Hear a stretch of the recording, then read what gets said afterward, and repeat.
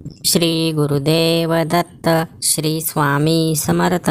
स्वामी भक्तांनो, स्वामी समर्थ महाराजांच्या आजच्या या आध्यात्मिक आणि सुंदर अशा स्वामी संदेशामध्ये सर्व स्वामी भक्तांचं आज मी मनापासून स्वागत करतो.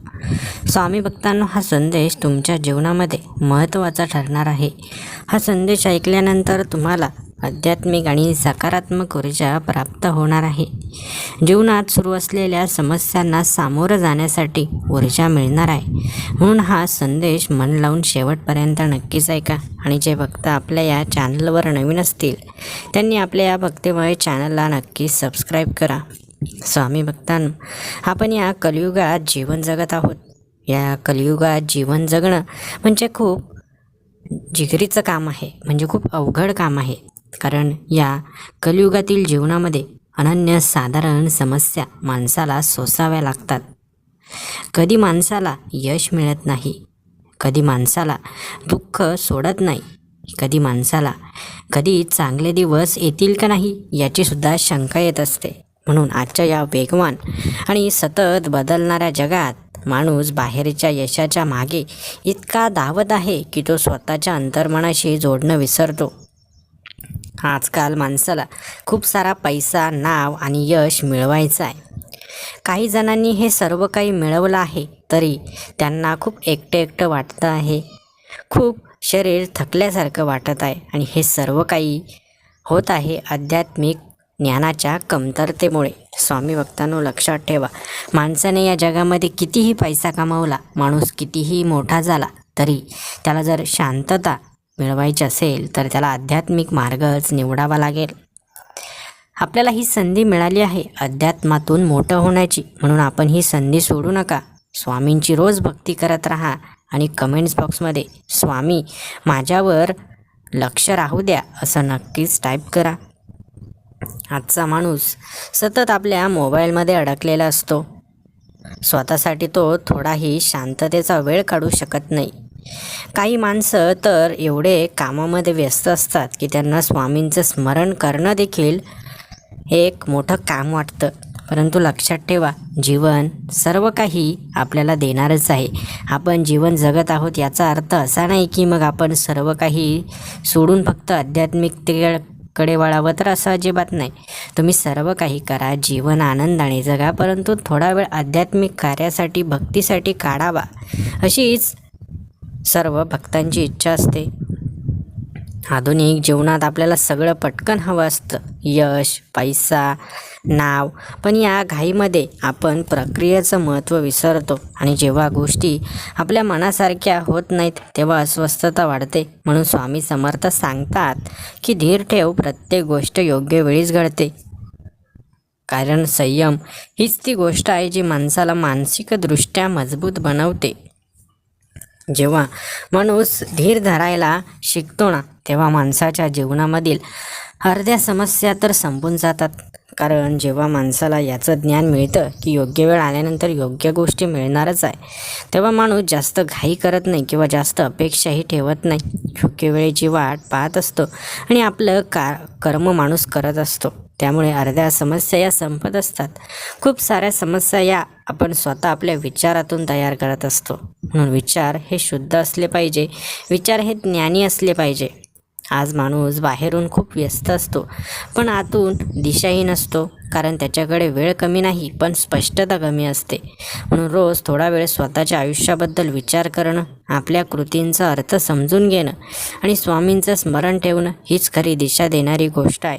माणसाने थोडा वेळ स्वतःसाठी नक्कीच काढावा. जेव्हा माणूस स्वतःसाठी वेळ काढतो, स्वतःच्या आयुष्याचा विचार करतो, कुटुंबाचा विचार करतो आणि त्या हिशोबाने काम करत असतो ना, तो माणूस जीवनामध्ये यशस्वी ठरतो. परंतु माणूस फक्त काम करतोय, काय करतोय, कसं करतोय, कशासाठी करतोय याची जर दिशा नसेल तर ते काम करून काहीच उपयोग होत नाही. आधुनिक जीवनात आपल्याला खूप काही मिळालं आहे पण मनाची शांतता हरवली आहे. कारण आपण बाहेरच्या गोष्टींवर लक्ष केंद्रित करतो आणि आतल्या मनातील शांततेकडे दुर्लक्ष करतो. म्हणून स्वामी समर्थ सांगतात की मन शांत ठेव, बाकी सर्व आपोआप नीट होईल. कारण शांत मनच योग्य निर्णय घेऊ शकतं. मनामध्ये शांतता असली तर आजूबाजूचे निर्णयसुद्धा आपल्याला योग्य वाटू लागतात. आजूबाजूचं जगसुद्धा आपल्याला शांत वाटू लागतं.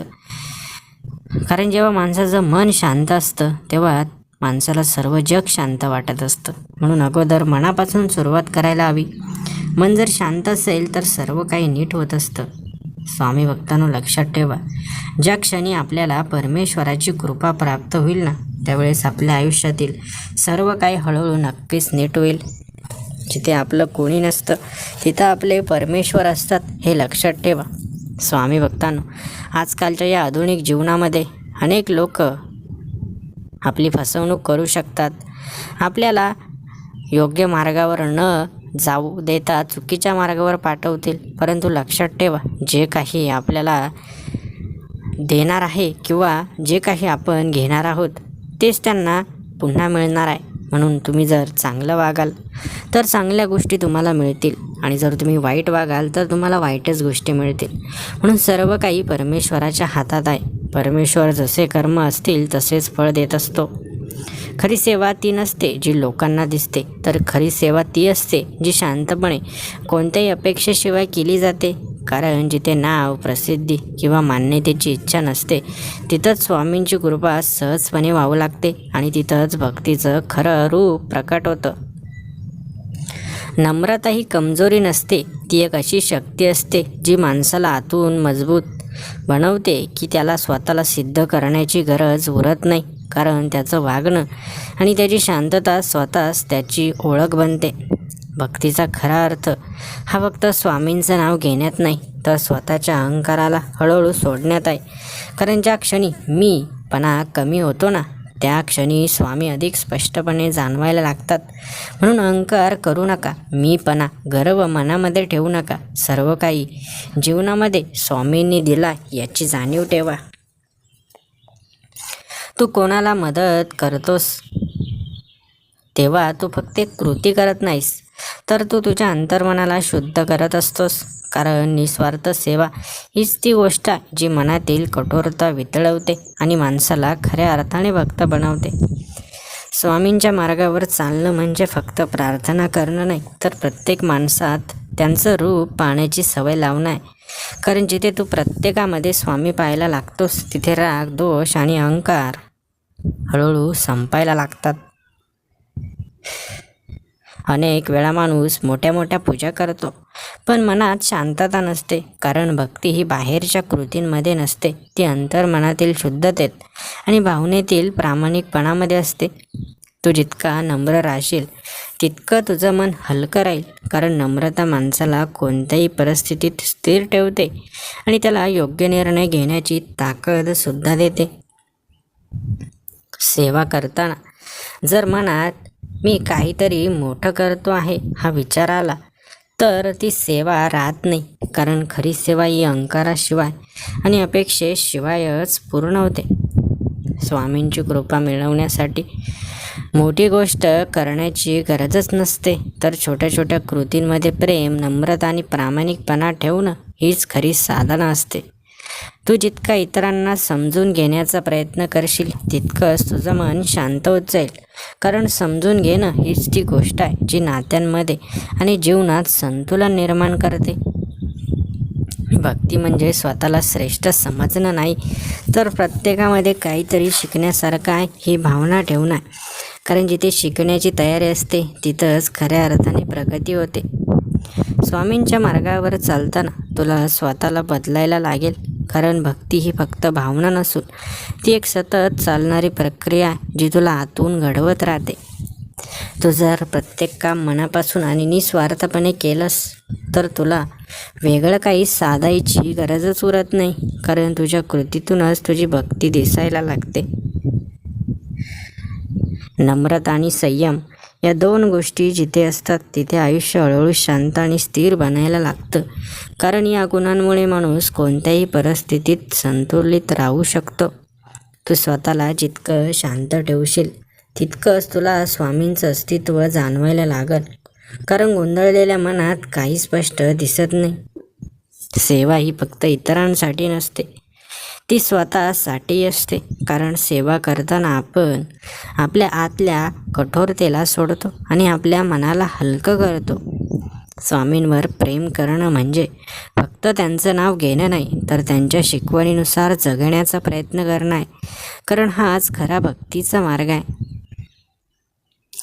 तू जितका इतरांना मदत करशील तितकं तुझं मन समाधानाने भरून जाईल.